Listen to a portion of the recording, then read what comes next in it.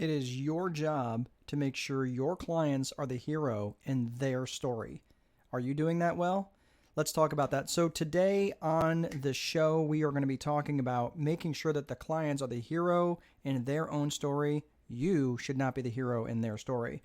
This show is for you, the small business owner, the family business owner who is looking to be more time wealthy, having a time wealthy advantage, and having more control over the white space on your calendar.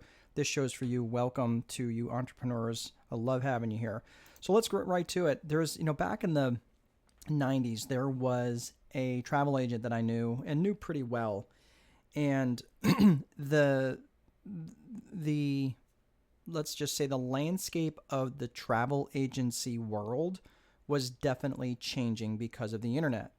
And there were a lot of travel agents that just kind of declared marketing bankruptcy because they just couldn't compete with folks who could just literally go online, click a few buttons, book trips, book excursions, and do all the things, right? It was interesting though. There was this one travel agent. His name was Dave, and Dave was crushing it. Like, he was doing exceedingly well. In fact, he was doing so well that the travel agency that he was just an employee of, he ended up purchasing because the travel agent who owned the agency was ready to leave the business. So Dave bought this business. And really, he didn't even just buy it. He just took it over. He just started doing the operation because the owner was kind of ready to get out of the business anyway, and really didn't see any future in it really at all.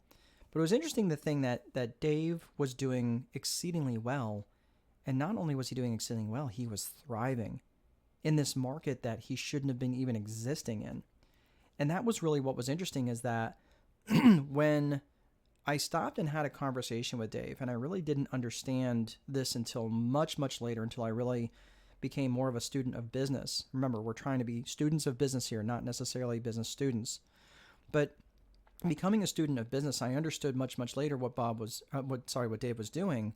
And what Dave was doing was he was making sure that his customers, that his clients were the heroes in their stories. He would talk all the time about how, people would come in and they wanted to book a trip, but ultimately it was really more about the experience. It was really more about the memories that were going to be made on that trip more than anything else. So he just sat and listened to them, and he didn't really have any sort of agenda except to make sure that was going to be an experience that was memorable for them. So he might have said, okay, hey, we can go to the Holy Land, and his client avatar, he knew really, really well. And it's really, really important to understand your avatar so well, because then you know how to speak to them. Then you know what's really important to them. And Dave knew that. So when Dave was having conversations with them, he knew he worked with a lot of Christians that really wanted to go back to the Holy Land. And that was, again, it was very much in alignment with a core value of his anyway. So whenever these excursions would come up where people could go to the Holy Land and they could have these different trips and different experiences and different excursions, he already had the conversations with these folks. So he could say, hey, by the way, I don't know if you're planning a trip again, but this is something that's come up, and I know that that's something that was important to you. And they're like, oh my gosh, that'd be great.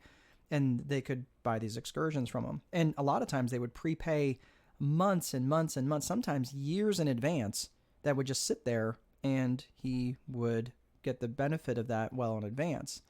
So, and I don't really know how. I'm sure it had to be held in escrow or something like that. I'm not really sure about that. But anyway, he was doing really, really well. And it was interesting that he never quite came out and said this, but it was interesting when he said, I can't tell you how many times that I would be talking with the spouse who was trying to surprise the other spouse of this, with this trip or with this experience or with this excursion, whether it was a cruise or whether it was, a vacation that they were trying to cobble together to make, to make one experience, or it was just like a group thing that they would go on, right? The whole point was that they were having this travel experience that they would remember for 10, 12, 15, 20 years in the future. And that is what he did really, really well.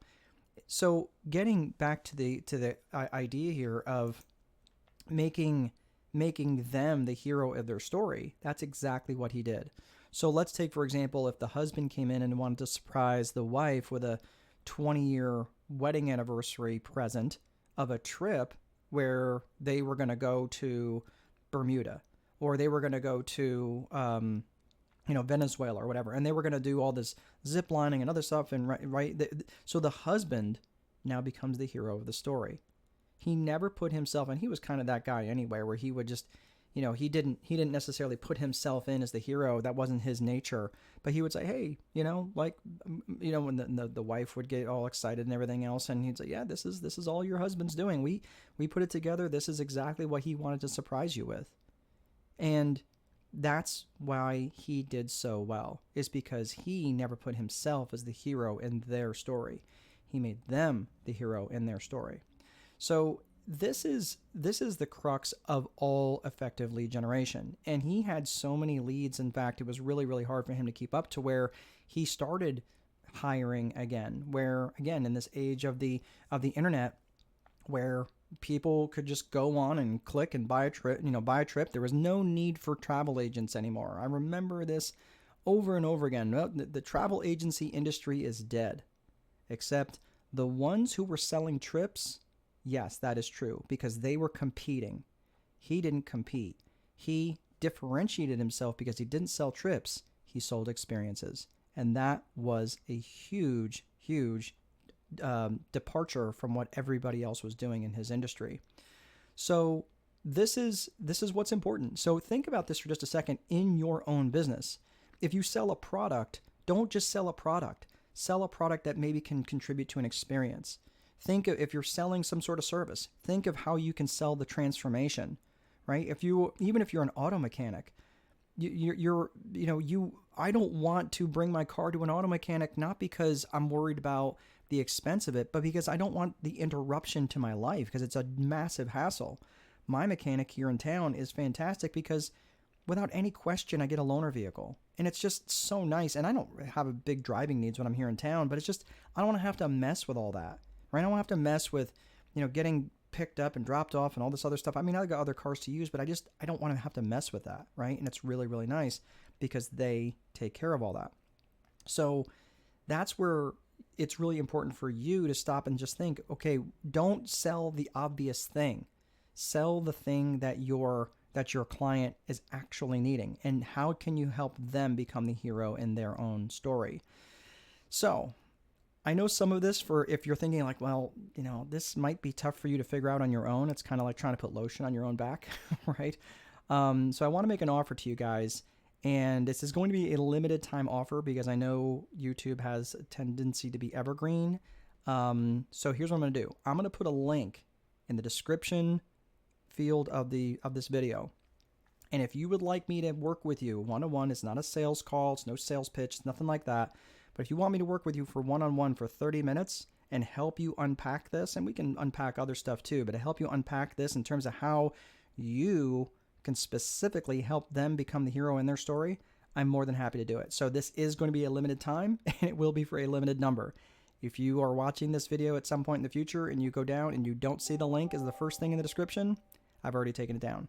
So, or if you click the link and it's no longer working, sorry, but you missed it. So I'm just letting you know it is for a limited time and for a limited number of folks, because I do have to pay attention to my family, my time, my clients that are currently paying me, and no offense, but I do value them.